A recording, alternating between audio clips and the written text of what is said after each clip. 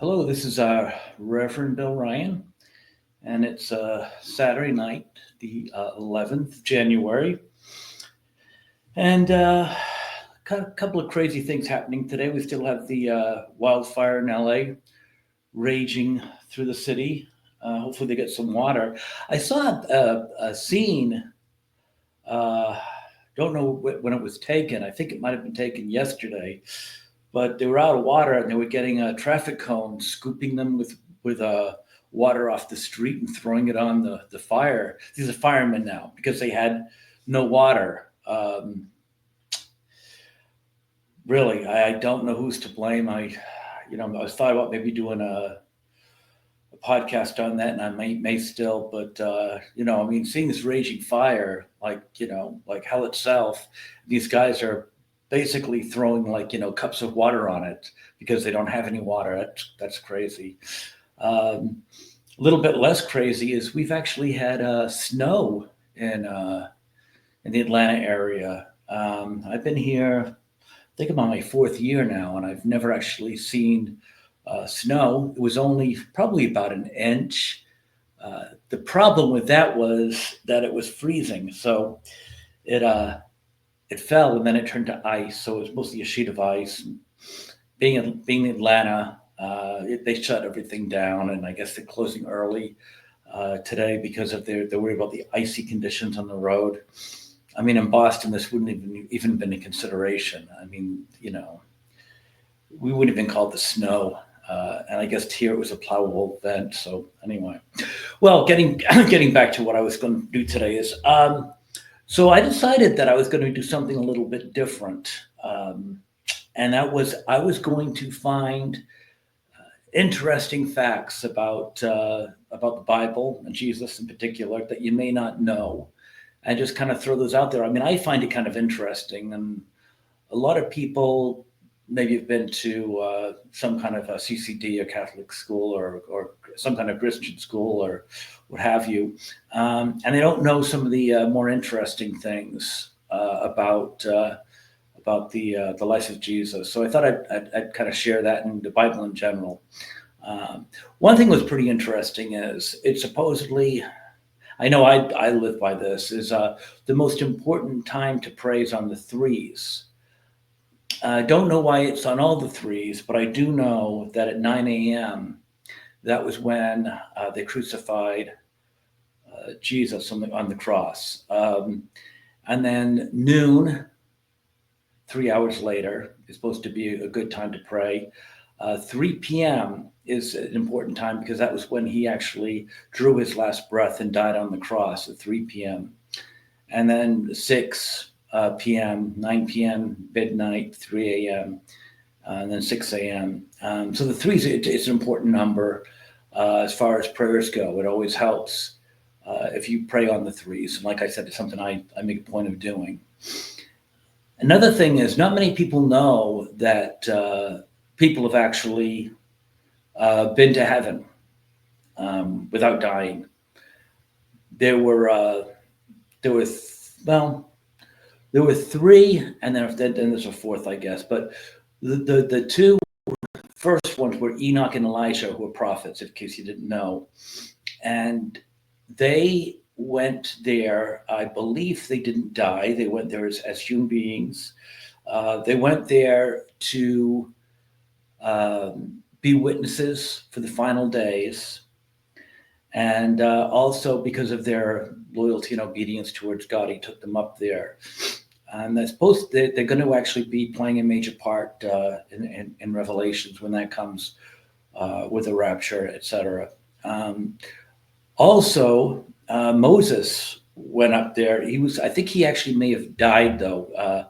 I'm not sure, but he was taken into heaven after he died, which was before Jesus was born. So that was kind of an unusual set of circumstances. And the fourth is actually John from Revelations. He actually went there and to see, basically what was going on, and he came back and he wrote about it. Um, and it was a very similar situation to Enoch and Elijah, in which he didn't die. He actually just went there. The next thing is kind of interesting, is that not many people know that there's multiple heavens. There are generally considered to be three heavens. Depending on what your religion is, they differ a little bit on what's there. I'm basically evangelical, so I'm going to go with what my charismatic group believes, and that there's the first heaven. The first heaven is, they call it the birds of heaven, which is kind of the what you see out there, the in the sky, the birds, planets, all that. That's considered to be the first heaven. Then there's the second heaven. This one kind of differs a little bit, but according to the group that I belong to, it's actually a chaotic heaven that's ruled by the evil angels and somewhat by Satan himself. They're situated between us and the third heaven. Now, the third heaven is what we consider to be heaven, which is the Lord's place, where the souls will go when they die. If they're judged to be acceptable, they go to heaven.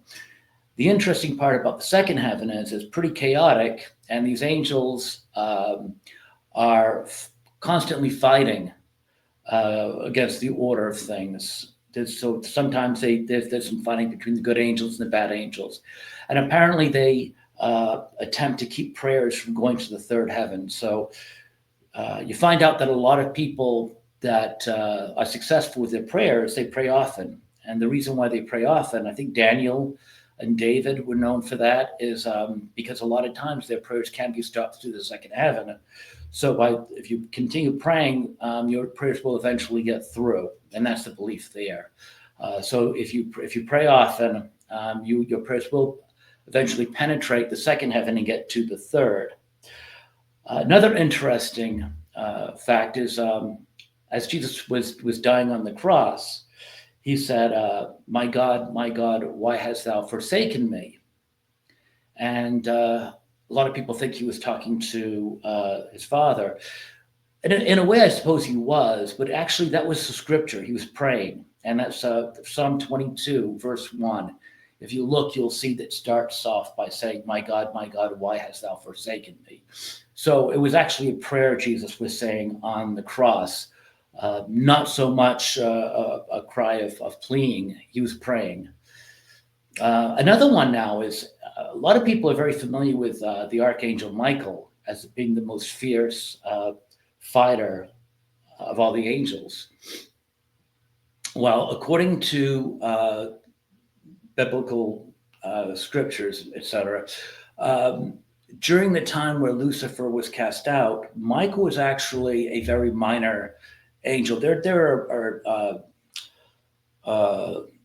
steps or stages of different kinds of angels, and Michael was in a very low rung. And what made Michael stand out was when Lucifer was trying to take over heaven. Michael was the one who flew up and challenged Lucifer, who was the most powerful angel.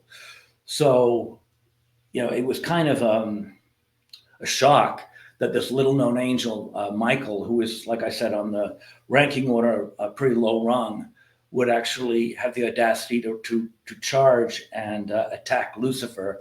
And they had many fights, actually. There was more than one attempt to take over heaven by Lucifer. But most memorably, Michael did cast Lucifer out finally from heaven. And that's when he reached his status of being one of the major archangels. It was certainly earned. Another thing about Lucifer, which kind of ties into major ideologies, is that he was really into music. And when he was in heaven, he was in charge of the chorus, and he could play instruments, and apparently he would play instruments to please God.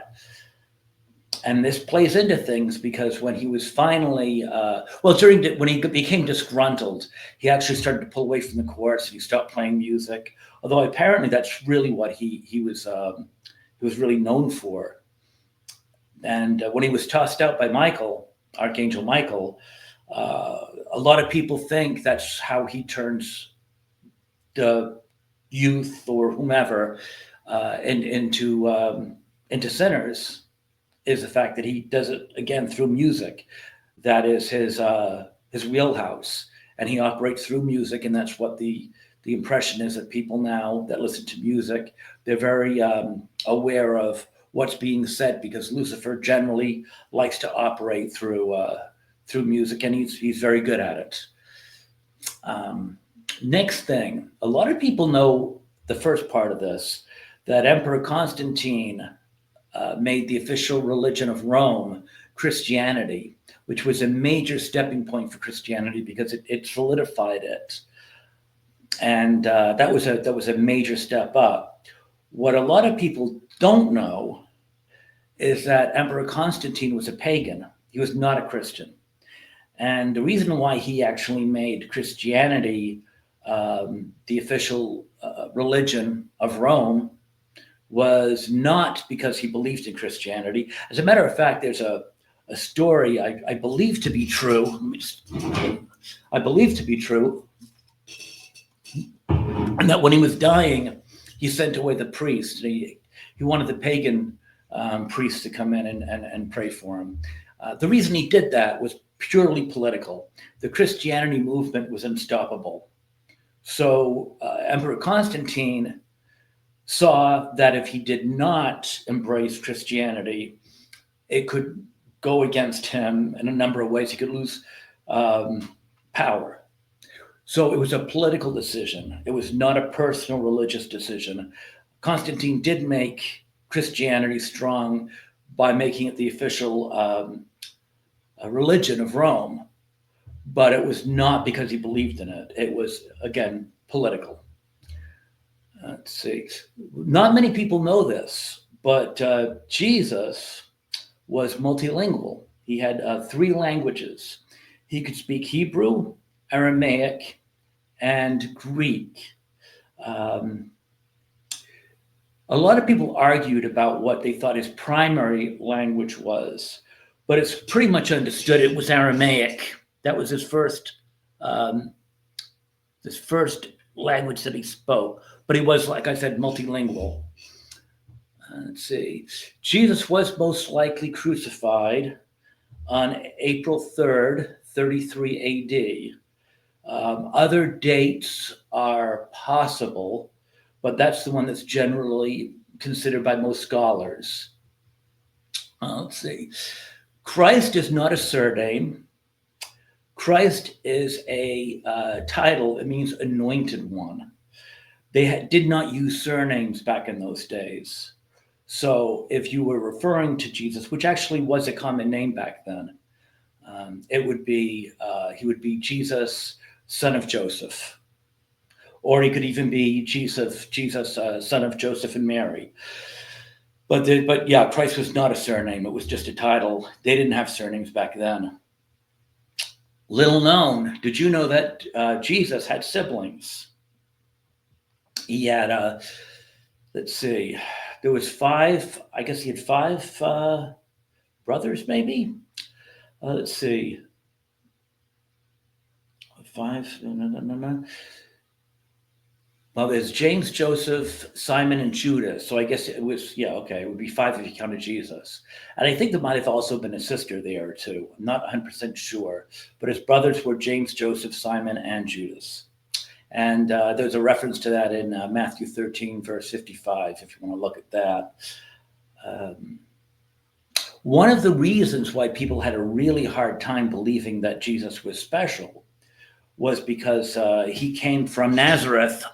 And they don't teach you this, but I guess, from what I understand, Nazareth was a real dump. And they even reference that in the Bible.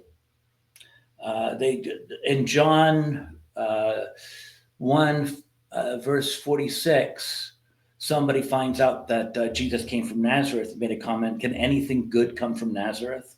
Because I guess, it was a dump, and a small place too. I think the population was somewhere between 200 and 400. Anyway, next, Jesus started his ministry around 30. It only lasted 3 years, but it really didn't need to go much beyond that because it grew like I was going to say wildfire, but it probably inappropriate for me to say that right now. But it grew very quickly. It was very rapid. Um, let's see. Oh, here's an interesting one. With criminals that were crucified, it was very unusual to bury the bodies. They generally left the criminals that were crucified on the ground to let the dogs and vultures eat them.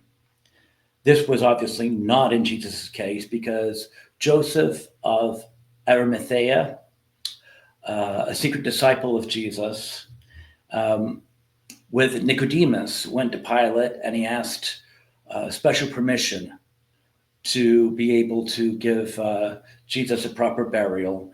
And they built a tomb for him. And it's a very highfalutin term, a tomb. So yeah, it was not a poor man's tomb at all. They went to a great lengths to give Jesus a proper burial. He was only in there for 3 days, but it was he was not treated like a common criminal.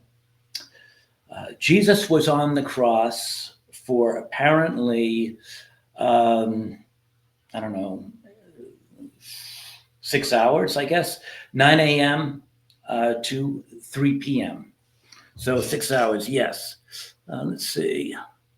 On the cross, generally, you see signs saying INRI. That's actually an abbreviation for Jesus Nazareth Rex Ludarium. My Latin's not very good, I apologize, which is a translation of Jesus of Nazareth, King of the Jews. The only miracle that is actually listed in all 4 Gospels, there's only one, and that is the feeding of 5,000 men with a fish.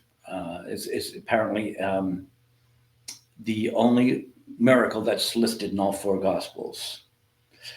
And the last one is Jesus was not born in a stable. A lot of people think he was. He was actually born in a peasant house. The confusion was that the peasants had animals, and it was only one room. So they had the animals in the house, and there was a manger that was used to feed a feeding trough for the animals, and they used that to house baby Jesus. But no, he was not born in a stable. He was actually born in a peasant's house, but he was in a manger. And one more I just thought of that's kind of interesting. Legend has it that there were 3 wise men that came to Jesus upon his birth. That's not exactly true. There were wise men. We're not sure the number. We don't know the gifts that they brought. And most scholars seem to think it came after the birth. Some put him around 2 years old when the wise men actually got there. So I don't think there's any definitive time when they know they got there, but apparently they did get there. It wasn't right after the birth, like we think of when we think of Christmas, but it was sometime after, and we don't know if it was 3 or how many. We really don't know. Well, that's all I had for today. I hope that's kind of interesting for you. And if not, thanks for putting up with me. If you like this, please like, share, and subscribe. And this is our Reverend Bill saying have a great weekend. Bye.